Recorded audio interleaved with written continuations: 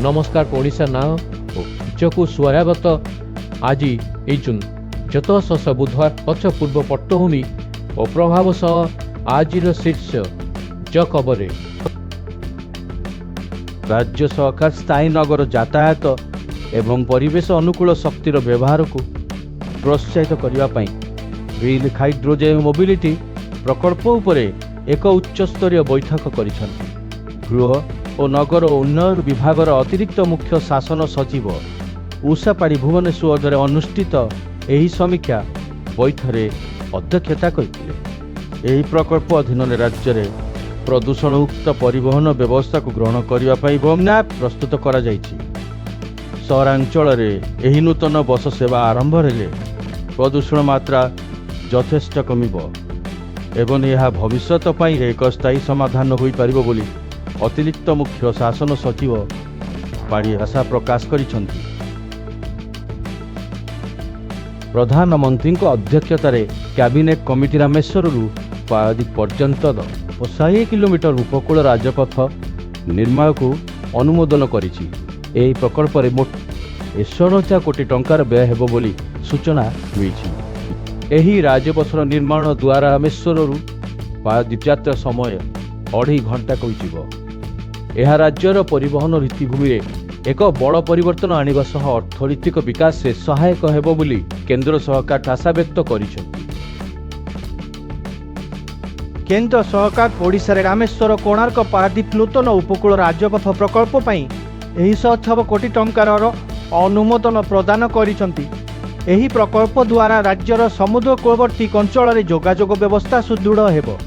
एही मंजूरी राज्यर भित्तिभूमि विकास रे एक नुआ दिग उन्मोचित करने सह पर्यटन और अर्थनीति को प्रोत्साहित करिबो बोली केंद्र सड़क परिवहन और राजपथ मंत्रणालय पक्षर कुहाଯାଇଛି। या द्वारा हजार हजार लोकों पई नियुक्ति सुजोग मध्य सृष्टि हेबो। पुरी रे ब्रिक्स राष्ट्र गोष्ठीर एक वैश्विक बैठक अनुष्ठित होईछि, जेउथरे विश्व विपर्यय परिचालन उपरे विस्तृत आलोचना करा जायछि। भारत समेत ब्राजिल, रूसिया, चीन एवं दक्षिण आफ्रिकार प्रतिनिधि माने एही बैठक अंशग्रहण करथिले।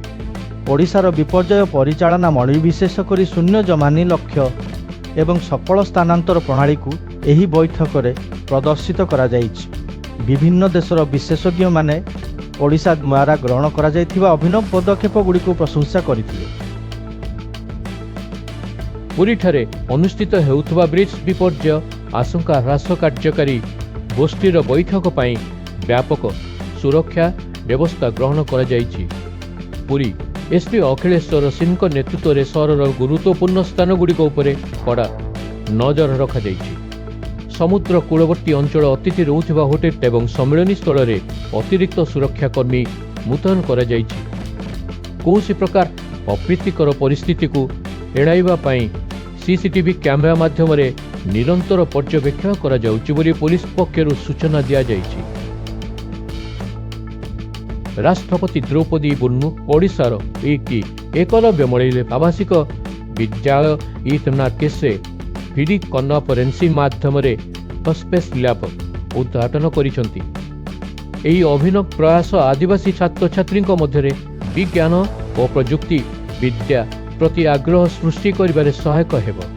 एही स्पेस लैब गुड़िकरे अत्याधुनिक उपकरण एवं शिक्षा सामग्री रही जहाँ छात्र छात्री मानक महाकाश विज्ञान विषय रे व्यवहारिक ज्ञान प्रदान करिबो। केंद्र आदिवासी व्यापार मंत्री मध्य एही कार्यक्रम रे जोग देई एहाकु एक गुरुत्वपूर्ण पदक्षेप बोली दर्शाइछन्ति।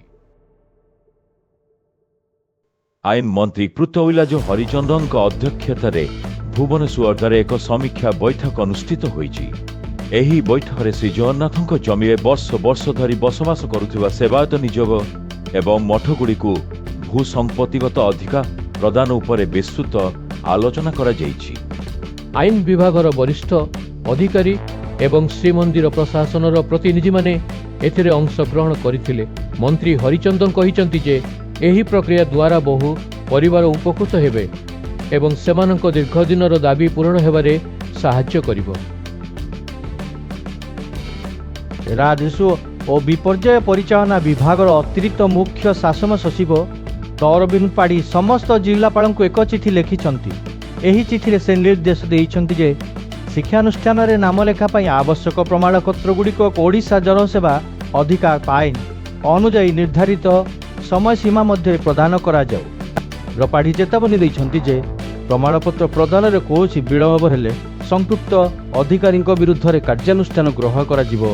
ଏହାଦ୍ୱାରା ଛାତ୍ରଛାତ୍ରୀମାନଙ୍କୁ ନାମଲେଖା ସମୟରେ ହେଉଥିବା ଅସୁବିଧା ଦୂର ହୋଇପାରିବ।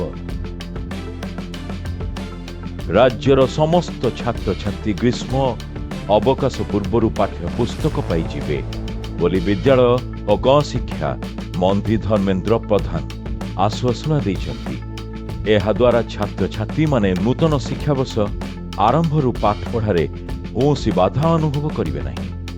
ମନ୍ତ୍ରୀ ପ୍ରଧାନ କହିଛନ୍ତି ଯେ ପାଠ୍ୟପୁସ୍ତକ ମୁଦ୍ରଣ ଓ ବିତରଣ ପ୍ରକ୍ରିୟାକୁ ତ୍ୱରାନ୍ୱିତ କରାଯାଇଛି। ସମସ୍ତ ବିଦ୍ୟାଳୟରେ ଗ୍ରୀଷ୍ମ ଅବକାଶ ଆରମ୍ଭ ହେବା ପୂର୍ବରୁ ହିଁ ପୁସ୍ତକ ପହଞ୍ଚିବାକୁ ବ୍ୟବସ୍ଥା କରାଯାଇଛି, ଯାହା ଛାତ୍ରଛାତ୍ରୀମାନଙ୍କୁ ଅବକାଶ ସମୟରେ ପଢ଼ିବା ପାଇଁ ସୁଯୋଗ ଦେବ। ଇନ୍ଦିରା ଗାନ୍ଧୀ ରାଷ୍ଟ୍ରୀୟ ମୁକ୍ତ ବିଶ୍ୱବିଦ୍ୟାଳୟ ଇଗ୍ନୋଜୁନେଇ ତତ୍ତ୍ୱ ଶିକ୍ଷାବର୍ଷ ପାଇଁ ନୂତନ ନାମଲେଖା ଏବଂ ପୁନଃ ପଞ୍ଜୀକରଣ ପ୍ରକ୍ରିୟା ଆରମ୍ଭ କରିଛି। ଆଗ୍ରହୀ ଛାତ୍ରଛାତ୍ରୀମାନେ ଅନଲାଇନ୍ ମାଧ୍ୟମରେ ଆବେଦନ କରିପାରିବେ। ଏହି ନାମଲେଖା ଏବଂ ପୁନଃ ପଞ୍ଜୀକରଣ ପ୍ରକ୍ରିୟା ଚାଲିବ। ଇଗ୍ନୋର ଭୁବନେଶ୍ୱର ଆଞ୍ଚଳିକ କାର୍ଯ୍ୟାଳୟ ପକ୍ଷରୁ ସୂଚନା ଦିଆଯାଇଛି ଯେ ଛାତ୍ରଛାତ୍ରୀମାନେ ନିର୍ଦ୍ଧାରିତ ସମୟସୀମା ମଧ୍ୟରେ ଏହି ସୁଯୋଗର ଲାଭ ଉଠାଇପାରିବେ। ସୁନ୍ଦରଗଡ଼ ଜିଲ୍ଲାରେ ଚଳିତ ବର୍ଷ 7 କ୍ୱିଣ୍ଟାଲ କେନ୍ଦୁପତ୍ର ଉତ୍ପାଦନ ହୋଇଛି, ଯାହା ଗରିବ ଓ ଆଦିବାସୀ ପରିବାର ପାଇଁ ଏକ ପ୍ରମୁଖ ରୋଜଗାର ମାଧ୍ୟମ ପାଲଟିଛି। ଜିଲ୍ଲାର କେନ୍ଦୁପତ୍ର ବଳଖଣ୍ଡ ପକ୍ଷରୁ ଏହି ତଥ୍ୟ ପ୍ରଦାନ କରାଯାଇଛି। ପ୍ରାୟ 5,000 ଲୋକ କେନ୍ଦୁପତ୍ର ସଂଗ୍ରହ କାର୍ଯ୍ୟରେ ପଞ୍ଜୀକୃତ ହୋଇଛନ୍ତି, ଯେଉଁଥିରୁ 8% ମହିଳା ରହିଛନ୍ତି। ଏହି କାର୍ଯ୍ୟକ୍ରମ ମହିଳା ସଶକ୍ତିକରଣରେ ମଧ୍ୟ ସହାୟକ ହୋଇଛି ବୋଲି ସୁନ୍ଦରଗଡ଼ ଜିଲ୍ଲା ପ୍ରଶାସନ ପକ୍ଷରୁ କୁହାଯାଇଛି। ଗଞ୍ଜାମ ଜିଲ୍ଲାକୁ 3ଟି ପ୍ରତିଷ୍ଠିତ ଜାତୀୟ ପୁରସ୍କାର ମିଳିଛି, ଯାହା ରାଜ୍ୟ ପାଇଁ ଗୌରବର ବିଷୟ। 2ଟି ପଞ୍ଚାୟତ ଦୀନଦୟାଲ ଉପାଧ୍ୟାୟ ପଞ୍ଚାୟତ ସଶକ୍ତିକରଣ ପୁରସ୍କାର ଏବଂ ଗୋଟିଏ ପଞ୍ଚାୟତ ନାନାଜୀ ଦେଶମୁଖ ସର୍ବୋତ୍ତମ ପଞ୍ଚାୟତ ସତ ବିକାଶ ପୁରସ୍କାର ଲାଭ କରିଛି। ଗଞ୍ଜାମ ଜିଲ୍ଲାପାଳ ଦିବ୍ୟ ଜ୍ୟୋତି ପରିଡ଼ା କହିଛନ୍ତି ଯେ ଏହି ପୁରସ୍କାରଗୁଡ଼ିକ ଗ୍ରାମାଞ୍ଚଳରେ ଉନ୍ନୟନମୂଳକ କାର୍ଯ୍ୟ, ସ୍ୱଚ୍ଛତା ଓ ସାମାଜିକ ସୁରକ୍ଷା କ୍ଷେତ୍ରରେ ପଞ୍ଚାୟତଗୁଡ଼ିକର ଉଲ୍ଲେଖନୀୟ ପ୍ରଦର୍ଶନକୁ ସ୍ୱୀକୃତି ଦେଇଛି। ଏହା ଅନ୍ୟ ପଞ୍ଚାୟତଗୁଡ଼ିକୁ ମଧ୍ୟ ଉତ୍ସାହିତ କରିବ। ଓଡ଼ିଶାର ହସ୍ତତନ୍ତ ଓ ସମସାମୟିକ ଫ୍ୟାସନକୁ ସଂଯୋଗ କରିବା ଲକ୍ଷ୍ୟରେ ରାଜ୍ୟ ହସ୍ତତନ୍ତ ରାଷ୍ଟ୍ରର ବିକାଶ ସଂସ୍ଥା ଏବଂ ଡିଜାଇନର ବିନି ମହାନ୍ତିଙ୍କ ମଧ୍ୟରେ ଏକ ବୁଝାମଣାପତ୍ର ସ୍ୱାକ୍ଷରିତ ହୋଇଛି। ଏହି ଅବସରରେ ଏକ ନୂତନ ଡିଜାଇନ କଲେକ୍ସନ ମଧ୍ୟ ଉନ୍ମୋଚିତ ହୋଇଛି। ଏହା ଅଧୀନରେ ପ୍ରସ୍ତୁତ ହୋଇଥିବା ଡିଜାଇନର ହସ୍ତତନ୍ତ କଲେକ୍ସନ ଆସନ୍ତାକାଲିଠାରୁ ବନିକା ଏବଂ ସମ୍ବଲପୁରୀ ବସ୍ତ୍ରାଳୟର ସମସ୍ତ ଶୋରୁମରେ ଉପଲବ୍ଧ ହେବ। ଏହି ପ୍ରୟାସ ଓଡ଼ିଶାର ବୁଣାକାରମାନଙ୍କୁ ପ୍ରୋତ୍ସାହିତ କରିବା ସହ ସେମାନଙ୍କ ଉତ୍ପାଦକୁ ବ୍ୟାପକ ବଜାର ଯୋଗାଇବ। ଗଞ୍ଜାମ ଜିଲ୍ଲାର ଛତ୍ରପୁରଠାରେ ଚାଲିଥିବା ଛତ୍ରପୁର ମହୋତ୍ସବର ତୃତୀୟ ସନ୍ଧ୍ୟା ଅନୁଷ୍ଠିତ ହୋଇଯାଇଛି।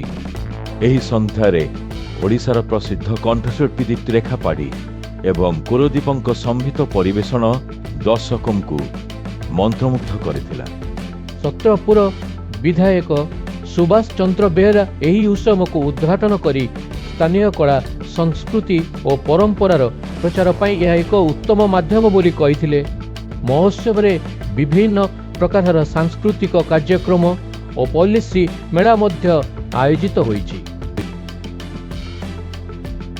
ସମ୍ବଲପୁର ଜିଲ୍ଲାର ହୀରାକୁଦ ଥାନା ଅନ୍ତର୍ଗତ ଗୁଜାତଳ ଅଞ୍ଚଳରେ ପୂର୍ବ ଶତ୍ରୁତାକୁ କେନ୍ଦ୍ର କରି ସମ୍ଭବଦ୍ଧ ଆକ୍ରମଣରେ ଜଣେ ଯୁବକ ଗୁରୁତର ଆହତ ହୋଇଛନ୍ତି। ଗୁରୁତର ଆହତ ଯୁବକଙ୍କୁ ଉଦ୍ଧାର କରାଯାଇ ବୁର୍ଲା ଭୀମସାରରେ ଭର୍ତ୍ତି କରାଯାଇଛି। ପୋଲିସ ଘଟଣାସ୍ଥଳରେ ପହଞ୍ଚି ତଦନ୍ତ ଆରମ୍ଭ କରିଛି। ଆହତ ଯୁବକଙ୍କ ନାମ ପ୍ରକାଶ କରାଯାଇ ନାହିଁ। ଏହି ଘଟଣାରେ ସମ୍ପୃକ୍ତ ଅଭିଯୁକ୍ତମାନଙ୍କୁ ଧରିବା ପାଇଁ ପୋଲିସ ବିଭିନ୍ନ ସ୍ଥାନରେ ଚଢ଼ାଉ ଜାରି ରଖିଛି ବୋଲି ହୀରାକୁଦ ଥାନା ଅଧିକାରୀ ସୂଚନା ଦେଇଛନ୍ତି। ସମୋଲ ପୁଷ୍ପବର ପେଣ୍ଟ ଅନ୍ତର୍ଗତ ମାନେଶ୍ୱର ନିକଟରେ ଏକ ମାଇ ହାତୀ ବିଦ୍ୟୁତ ତାର ସଂସ୍ପର୍ଶରେ ଆସି ମୃତ୍ୟୁବରଣ କରିଛି। ବନ ବିଭାଗ କର୍ମଚାରୀମାନେ ଘଟଣାସ୍ଥଳରେ ପହଞ୍ଚି ତଦନ୍ତ କରିଛନ୍ତି। ସୂଚନା ଅନୁଯାୟୀ ହାତୀଟି ଏକ ଆମ୍ବ ତୋଟାର ପାଚେରୀରେ ଲାଗିଥିବା କରେଣ୍ଟ ତାର ଛୁଇଁବାରୁ ଏହି ଅଘଟଣ ଘଟିଛି। ବିଦ୍ୟୁତ ବିଭାଗ ଓ ବନ ବିଭାଗର ଅଧିକାରୀମାନେ ଏହି ଘଟଣାର ଅଧିକ ତଦନ୍ତ କରୁଛନ୍ତି ଏବଂ ତାର ଲଗାଇଥିବା ବ୍ୟକ୍ତି ବିରୁଦ୍ଧରେ କାର୍ଯ୍ୟାନୁଷ୍ଠାନ ଗ୍ରହଣ କରାଯିବ ବୋଲି କହିଛନ୍ତି। କଟକ ବାରବାଟୀ ବିଧାୟିକା ସୋଫିଆ ଫିରଦୋଷ ବାରମ୍ବ ଥାନାରେ ରାକେଶ ବେହେରାଙ୍କ 3rd ଡିଗ୍ରୀ ମାମଲାର ତଦନ୍ତର ସ୍ୱଚ୍ଛତା ଉପରେ ପ୍ରଶ୍ନ ଉଠାଇଛନ୍ତି। ସେ ଅଭିଯୋଗ କରିଛନ୍ତି ଯେ ତଦନ୍ତ ନିରପେକ୍ଷ ଭାବେ ହେଉନାହିଁ।